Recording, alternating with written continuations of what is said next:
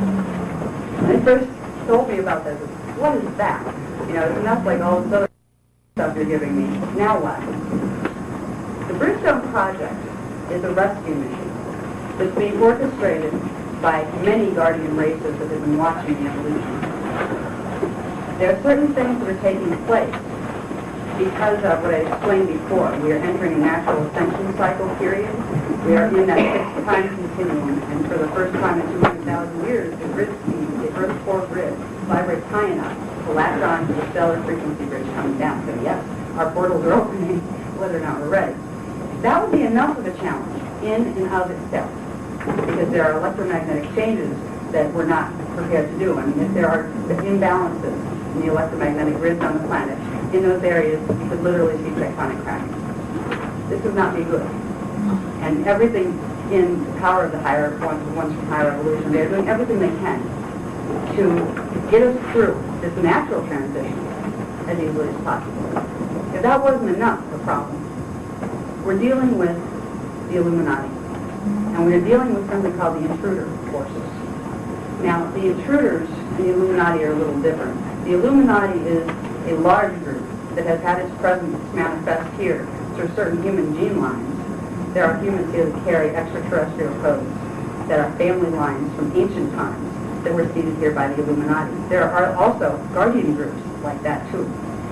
But the intruders are the real problem right now. They work not directly with the Illuminati, but they are unknowingly controlled by them. Intruders are basically, in our time, are basically the Zeta Reticuli, which are the little gray guys that everybody sees running around. But it's not just the little gray guys. There are various structures of Zeta. Some of them look like moths, upright moths with wings, and about that tall, and they're not very nice. And there are others that are quite tall, but they also come quite small because they clone themselves, because they're like 12 feet tall. They're too tall to really do much here without sticking out like a sore thumb, so they do little clone versions of themselves. They're called the Zephalians. They're the administrator caste for the original gene code of the Zetas that the Greys came out of. The little gray guys are really mutants out of the original Zeta strains. The Zetas have been interwoven in our history at various periods, and for a lot of different reasons, and some of them for positive reasons and some of them for not positive reasons. The main reason certain ones of them are coming back now is because they don't have a place to be, and they know that they can inhabit this planet. They would like to take it over. They already have, in the future time-space coordinates. It's somewhere in, I believe it's 4,230 AD. Our planet is under Zeta collective mind control, and the Zetas run things. And they've infiltrated the planet through hybridization. That is one probable future we are aiming for if it's not changed. Now, the people in the year 6520 AD, they took a different line of development. If we go in this line of the Zeta infiltration, we're not going to make it into the evolutionary pattern of Terra. Because of what is happening in 4230 AD with the Zetas, they're having a problem with another group of intruders called the Dracos. The Dracos, or some people call them lizards, because they look like lizards. The Dracos are a hybrid race. They're half human, and they're half Draconic, which look much more like dragon-type things. They're from the Orion system. There have been problems in our ancient history repeatedly with these groups. These are one of the groups that wanted to destroy our lineage. Right now, not so much the Dracons are here, but the Dracos are here. They're hybrids. Their hybrids always felt that this was their planet. We were created on Terra. This isn't even our planet. They were created here, and they won.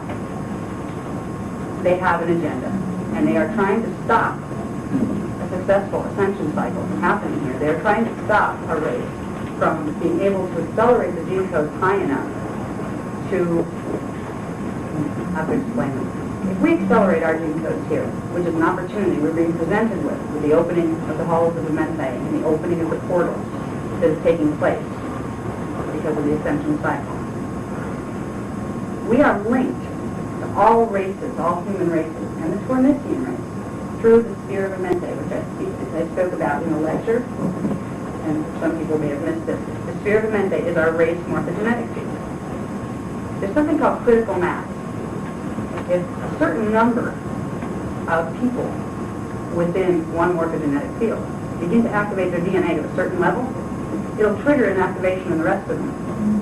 Now, in the year 4230 AD, the Zeta are controlling human populations on Earth by using something called a frequency fence technology.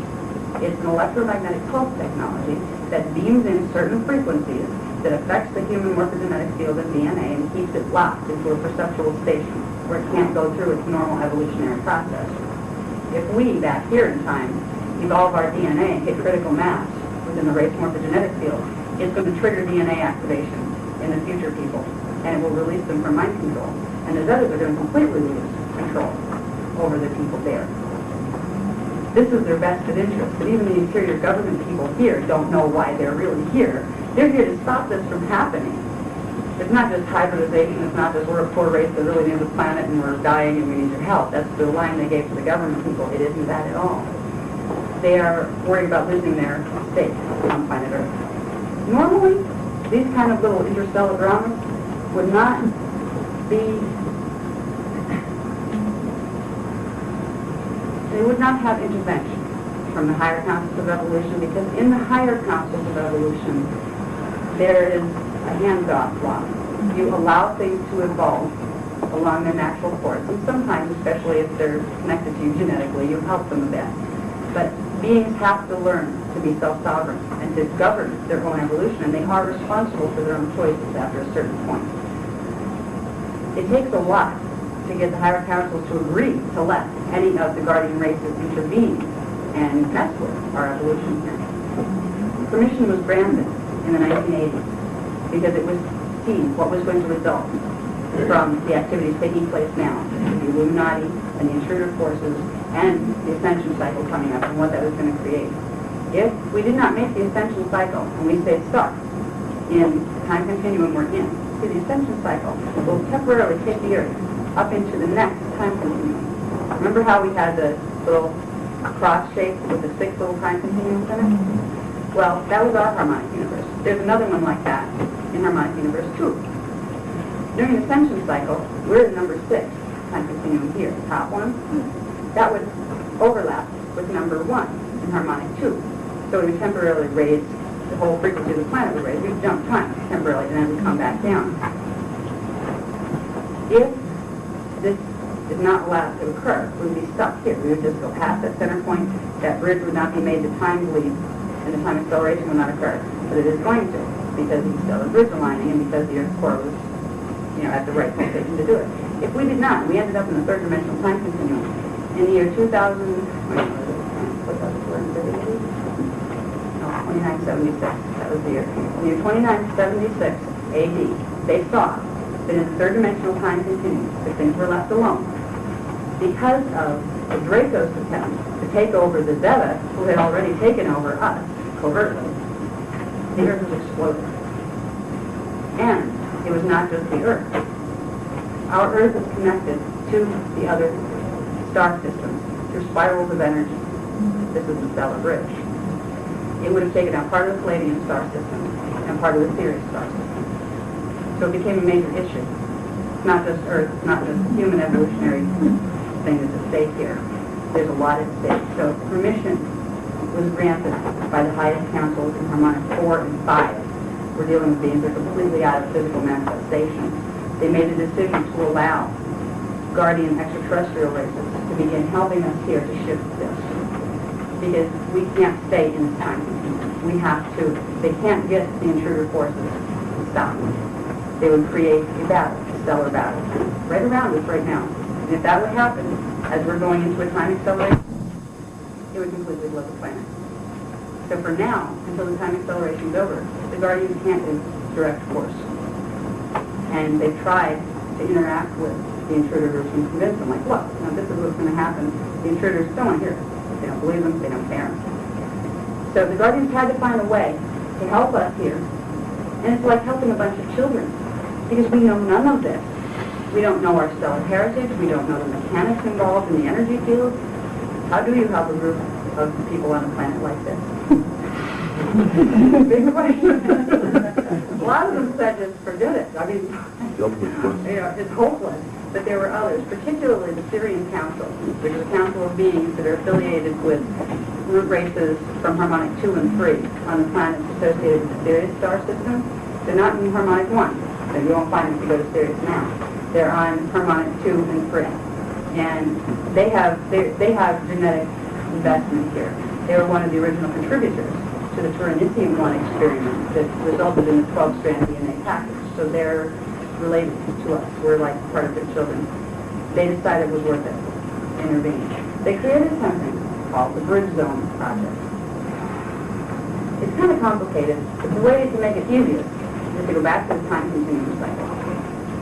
If normally we would either, if the planetary core didn't vibrate fast enough, we would have gone up to the center point in that fixed time continuum and then just continued on our way back down. That would have been one thing that could have happened. Next thing that could have happened, and it was going to happen because the particle pulsation of the planet core is high enough, would be we temporarily bleed through the two time continuums. The first time continuum of harmonic 2 and the last one of harmonic 1 that we're in would merge temporarily. And that would allow portions of the population to literally end up in the Terran time cycle, where they would literally transfer and you wouldn't even see it. It would be a perceptual thing that you didn't even see, but all of a sudden you are also in a different rate. You are beginning to enter Terra. That's how it works. Now, that's the normal thing that we would be aiming for, but because of the infiltrations that are going on here, and the chances of grid imbalances, planetary grid imbalances, because of the technology that the intruders are using, another plan had to be made. The Bridge Zone Project is creating an artificial time continuum between the sixth time continuum of harmonic 1 and the first one of harmonic 2. It's like another little circle over here. It's not a natural part of the evolution that would take place, but it cuts out the part of the time cycle where 2976 happens. It takes us over this way, where we can fulfill that level of the time cycle. These time cycles are pulling in frequency accretion. You need to go through your time cycle before you can pull in enough frequency of a planet to get up to the next level.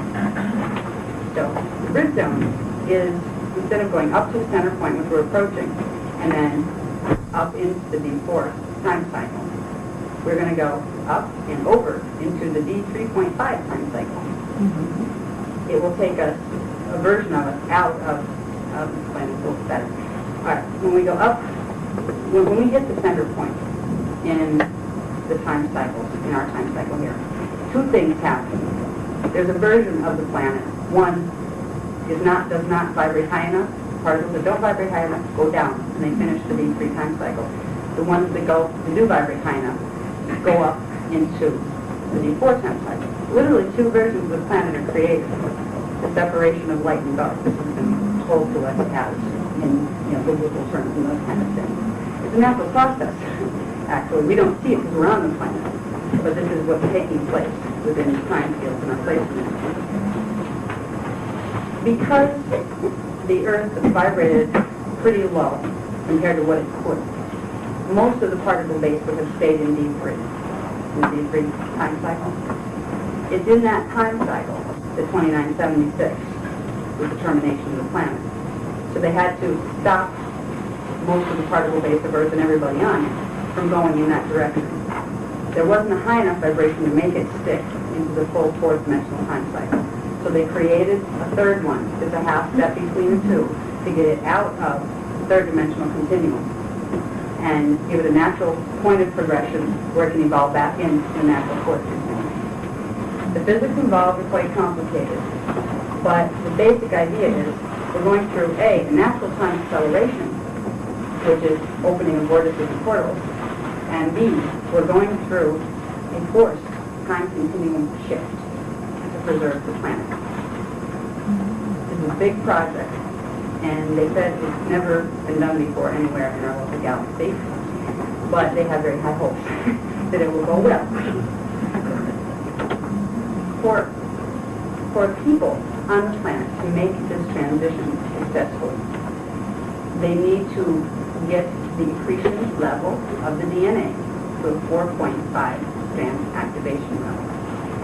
As a being in a dimensionalized system, for you to be able to perceive as solid matter, physical Earth, an Earth that's stationed at the 3.5 dimensional level, you have to have a consciousness and a DNA rate of 4.5. So you will perceive as solid, physically solid, exactly one dimensional band below where your consciousness and your DNA is stationed. So they need to get us to a 4.5 level so we can perceive 3.5 level of the Earth as solid, where we end up in the bridge zone and not on what they're calling phantom Earth, the portion of the Earth's particle base that won't make that transition and that will continue in 3 cycles. Without understanding the real complex parts of morphogenetic science, it sounds a little far out, but there are transitions that take place.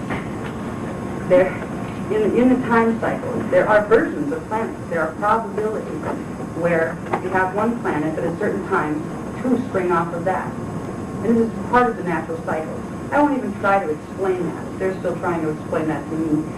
And it's not that important. What we need to know is we're preparing ourselves for a time continuum shift and time acceleration.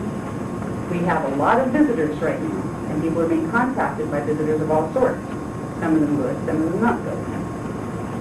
It's an overwhelming picture, to be honest with you. When they first presented this to me, when I first asked them, can I fall apart now? You know? And I just just lose it, and just took me away to funny farms. I was like, I can't deal with this. It was so technical and so incredible. I didn't know how to react to it, so you go into denial. I don't want to do this. After a while, and it was talking me down a lot on it, I said, okay, I will try to understand. But I'm an individual on this planet. You want me to carry this message to people. But as an individual, I'm asking, all right, so here's this huge picture you've dumped in my lap. What do I do with it? You know, I just turn it off. That was my response to it. And I could see how most people would respond that way. It's so overwhelming. It's so big. There's so much to learn. There's so much to make a transition from where I was before I heard this to where I might be by the time I comprehend some of this.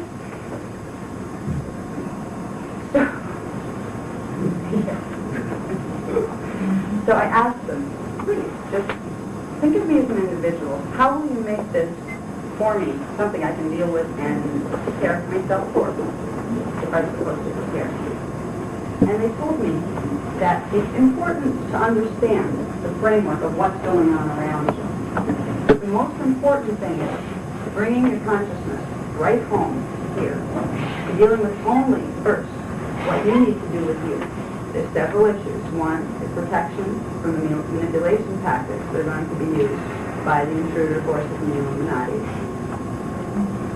2 is becoming aware of the morphogenetic field and how you can increase your DNA activation level so you can prepare your body. Because the people that, and it's funny, if 8% of the population prepare their body for these transitions by activating DNA to a higher level, it'll shift by critical mass the rate of morphogenetic field. So the rest who didn't want to be bothered with this information will get a free ride, but at least we'll make it through. The people who don't care and don't want to hear it might be surprised to find their health rapidly deteriorating. Why? You know, I mean, what's wrong with my immune system? Why are my bones becoming fragile? It's a condition called molecular compassion that results from the morphogenetic field being stuck, when it's controlling the body down here, being stuck at a certain pulsation rate. When the higher frequencies start to come in, normally they would move into the morphogenetic field and expand it so it could handle them. Now, if you think, too, that we're dealing with the crystalline morphogenetic field. It's a crystal body, a crystal body structure. As long as there's no blockages to those higher frequencies coming in, it will expand the morphogenetic field as the natural course would be. But because of the distortions in the morph field and in the DNA, those frequencies will hit and it will become like pressure on a piece of fragile glass. And eventually that pressure will shatter pieces of the morphogenetic field. The morphogenetic field holds the blueprint for cellular code. It will begin to create deterioration on the molecular level. And it will be slow in many. It will just be like all of a sudden, like in the next 10 years, wow, why are we getting increases in these diseases? What is this? You know, must be the environment, must be pollution. Now, molecular compaction, one of the first signs is it affects the bones or the teeth. You'll find weaknesses in bone and teeth. They break a little easier, or you find all of a sudden like teeth are having problems, they crack, they break, things like that. Next, it will affect things to the bone marrow and then into the immune system, which will lead you open to all sorts of things. So it's worth becoming, even though it's a little hard. We all probably hated physics class unless you happen to become a physicist. It's not as heavy as a physics class. It's not like a calculus class either. It's a lot easier than that. It's just some basic processes that through the courses we will be offering, further, that we can prepare ourselves. So we can be the 8% that makes it okay for the rest.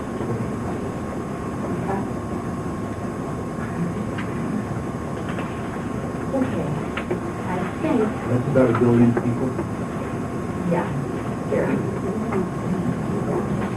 But, even if the 8% doesn't make it, you can. And that's the important thing. Forget about the rest. You don't want to listen, you don't want to know, fine, don't. You want to call people that are talking to you, she is nuts? Go ahead. You want to end up on Sam's Murph? Bye. If that's what it comes down to. We're being faced, as a whole people, with an incredible challenge. What are we going to believe here? I was faced with that when it was presented to me. And I came to the conclusion, I believe either way, but what if they're right? Would I rather do something about this, just in case they're right? And that was my motivation. I said, I think I better pay attention here, and I will try to learn to work with these things. What is nice about working with these things is we don't have to go put ourselves under microscopes and dissect ourselves with, scientific instrumentation.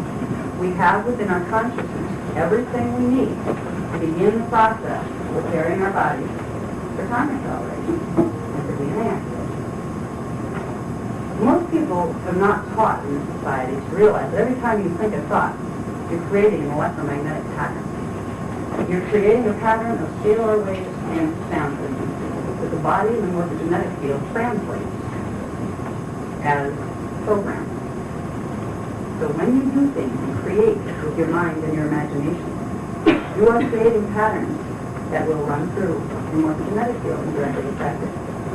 When you think about the beliefs that are prevalent out there right now, what we're taught to believe by our societies, our religions, all these things, there are words here, but in the morphogenetic field, they are programs, literally programs, that direct how certain things are going to work in the morphogenetic field. If you're taught you can't control your DNA, you're sending a thought pattern into your morphogenetic field that stops you from affecting your DNA. This is how powerful your thoughts are. The power of thought is important because it's thought, that is substance you're going to be using in morphogenetic science. You're going to be using visualizations, which are creations of light patterns using an interdimensional scale of light that appears to you as inside your head because it's a higher dimensional rather than outside of you. When you make symbols in your head that are made of light, you are pulling light and sound patterns from D4, 5, and 6 down here or higher. When you direct those images created with multidimensional light through your body, through your chakra system in a certain way, and into the morphogenetic field, if you know what symbols to use, what sound tones to tone with them, and where to put them, you can directly affect the program. So the exercise is themselves are fun. But most people say, well, this is silly stuff. I can play big symbols and move them around in my body and that kind of thing. What am I doing, It's like, if you understand what you're doing, you understand what you're doing. Most people don't. When you do this, you are creating change of your blueprint. That's why it's important. The techniques that will be offered are fun, they're meditation techniques, they're calming, but they're different than meditation. Meditations can take you on guided journeys and can take you into states of consciousness. These are field mechanics, bioenergetic field mechanics. They are teaching you how to take specific light, sound, color, form to directly affect the morphogenetic system. And that's what's beautiful about this program. The steps are easy. The problem So it's just going to give us that one. yeah. Step one. All right. The first thing, and I talked about this a bit in the lecture too, is called grounding the D5 archetypal identity. We went through the Hula bodies in the diagram there.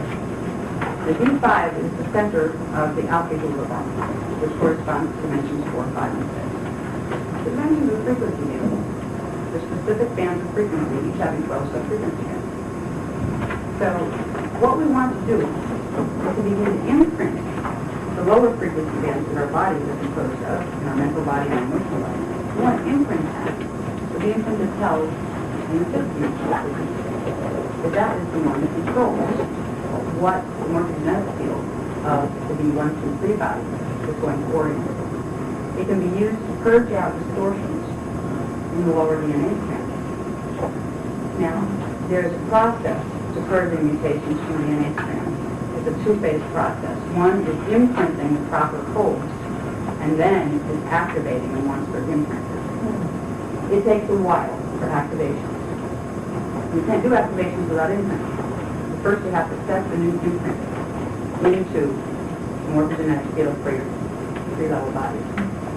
In the exercise called grounding the archetype, we are taking the imprint using the geometry control code for D5, running it through the system to imprint the lower morphogenetic identity. We are taking the alpha Hula body program and superimposing it over the Nada Hula body program. And it will serve to realign many of the distortions in the Nada Hula body. That's the first part in soul integration.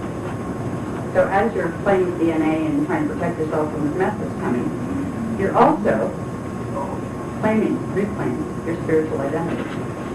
You will become your soul one day, fully embodied. You will become your oversoul then and beyond. So right now, by working with the archetype, and I'll give you a meditation at the end of it,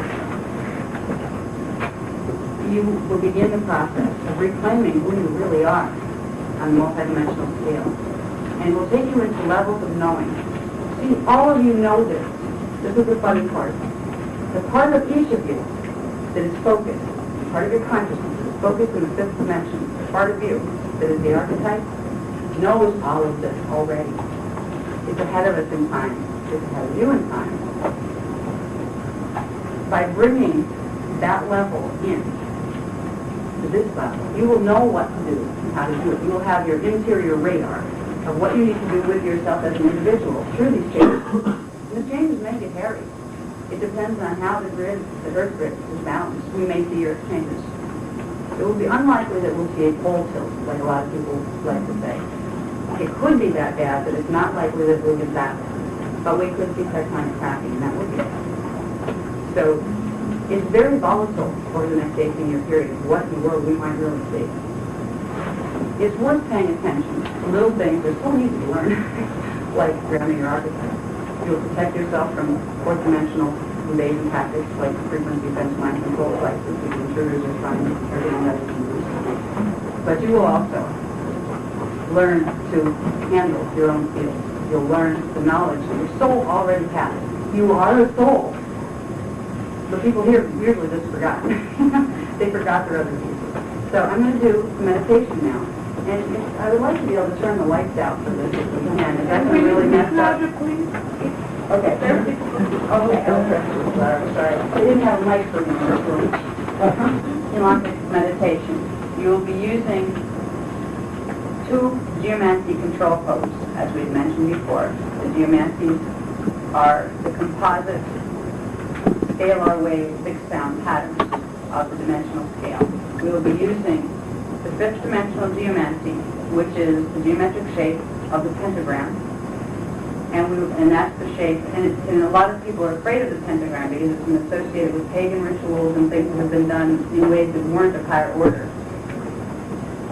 The pentagram is the control code for D5. That's why the pagans used it. But they didn't use it in higher, sometimes it did. The negative ones didn't use it in alignment with higher order and with the higher levels of what we call the law of one, which is the full understanding of the whole God matrix that we're all part of. When we use the pentagram, we never use it by itself. The pentagram is to be placed within the control code for the 12th dimensional frequency band, which aligns you with the full pattern of what God intended you to be here. And we don't use the pentagram by itself ever. So distortions can't take place in what you're trying to program when you use it. It is a programming tool. When you align it with the 12th dimensional frequencies, you have protected it from being altered from what its true intention and its original purpose in the creation of our race was. So the 12th dimensional control code is pictured as the Star of David. And we will be using these two geometries in this meditation. We will be using the pentagram, the 5-pointed star, pentagram. Oh, yeah. Yeah. Is that the stuff that you had you read? It's just a 5-pointed star, the regular 5-pointed star, and we're using the star tetrahedron would be the Star of David configuration of that. Okay, so we're using those two symbols, and we'll just go through a process of visualization and breathing and running those symbols in certain ways through our bodies. I'm not going to identify what chakras we're affecting, but if you look on your charts and remember a bit about where we put what, you'll start to see what parts of our chakra system or part of the morphogenetic field we're starting to affect. But I just want to give you the meditation so you can begin to build up a fifth-dimensional band of frequency around your body in your auric field, because it will seal out manipulation attempts by the Illuminati and the intruders who use the D4 frequency band to broadcast control impulses. This will help you ground your archetypes and begin your spiritual development, but it will also serve to protect you from these manipulation tactics. So that's why a lot of people say, oh, well, as long as you're aligned with spirit and you're being spiritual, you don't have to worry about the little grays or any of that. That is true if you know what you're doing. If you are truly integrating your soul. Yes, those frequencies will stop them from affecting you through the fourth dimension. Okay, so anyway, we're going to do the meditation now. And just begin with having you breathe easy for a moment or two. Right now, I would imagine the breath of everybody is probably right about here and possibly stuck in your throat somewhere because the information that I've thrown out here is a little intense. I would like you to first concentrate on finding where your breath is located because there's probably a ball of tension associated with it right now. I'd like you to move that tension downward. Feel it moving downward into first the solar plexus area, right around where your belly is. And right there, you're going to inhale the breath, and on the exhale, you're going to push that ball of tension all the way down, through your legs, down into the earth core.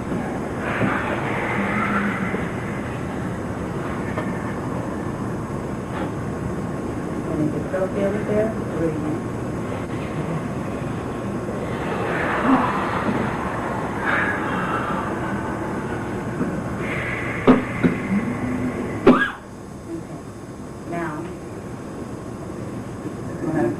Some of the build-up energy created in the response to the information. We'll be able to focus a little more on slowing the breathing rate so we can be more effective in the meditation. Breathe slow now, easy. Or whatever rhythm is comfortable to you. So try to keep it slow compared to your natural rhythm. Slow it just a little. After a few breaths, one or two is plenty. Visualize a point of white light in the center of your brain.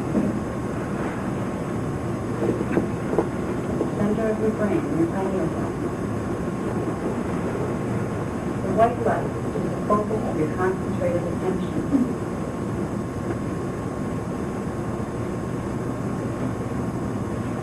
Now with the breath, inhale.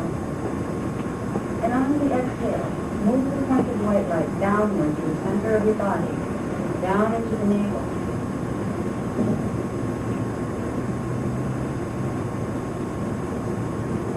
white light has reached the navel. Breathe a few times and bring energy into that point of light. Inhale and exhale. Breathe energy into the point of white light as you collect your concentration into that point of the navel. Now from that point within the navel, visualize the image of a 5-pointed star, pentagram. Create it as if it were drawn in electric blue light. Blue is the frequency code for the first image, as is the pentagram is controlled. Breathe a few times on each exhale. Exhale energy into the image of the pentagram until it becomes clearer, until you can see the blue pentagram stationed at your navel. And then begin slowly to visualize the pentagram spinning toward the left. Slowly spin. Let it spin be comfortable to you, whatever way it seems natural. Breathe gently while you do this. Once you have the feeling for the movement of the skin, you will now create the image of the Star of David.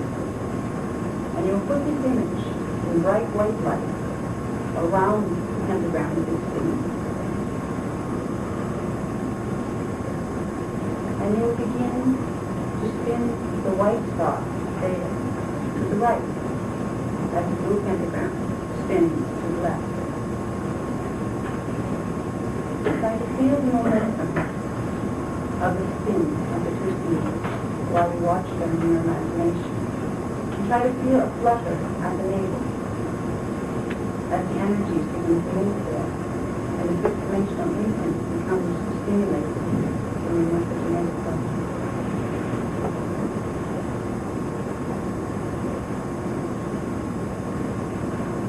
Now, we will condense symbols into a point of light again at the center of the navel.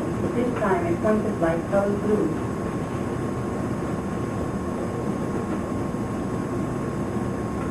With the breath, on the inhale this time, you will move the blue point of light upward through the center of your body, through the center of your brain, the cranial, and out the top of your head to about 3 feet up above your head.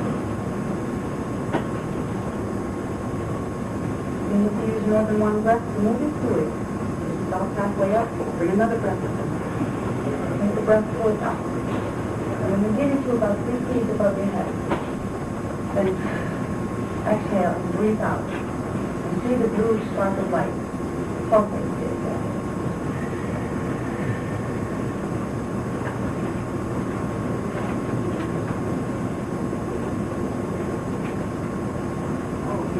In 14 shots.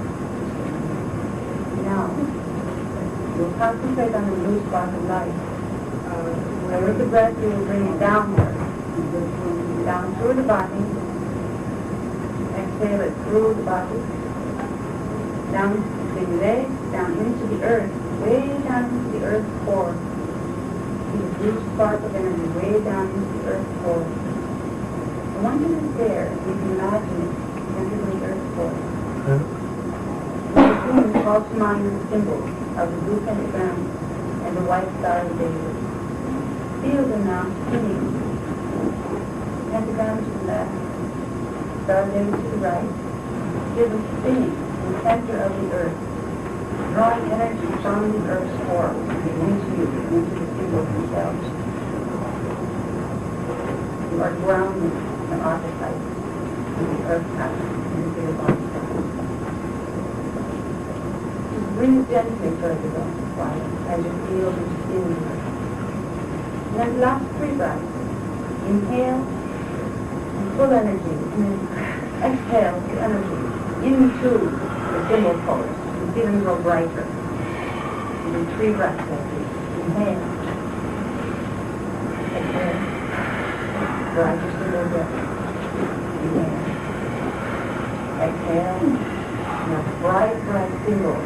Star of David with the Then again, with respect to the right-side symbols now, the core of the earth, like a foundation that connects you deep within the earth. And now, you again imagine the symbol condensing into a point of blue light at the center of the earth. And with the breath, you will gently inhale and bring the point of blue light upward, through into the body and into the breast area where the fourth chakra is located.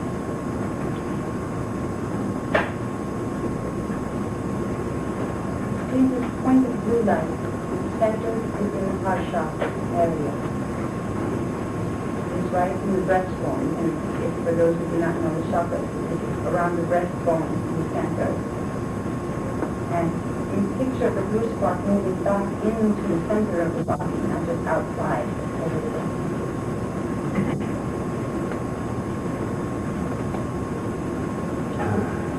Now, the blue spot there, you will again call to mind your symbol. The white star there with the blue pentagram inside. Inhale. And now exhale very sharply.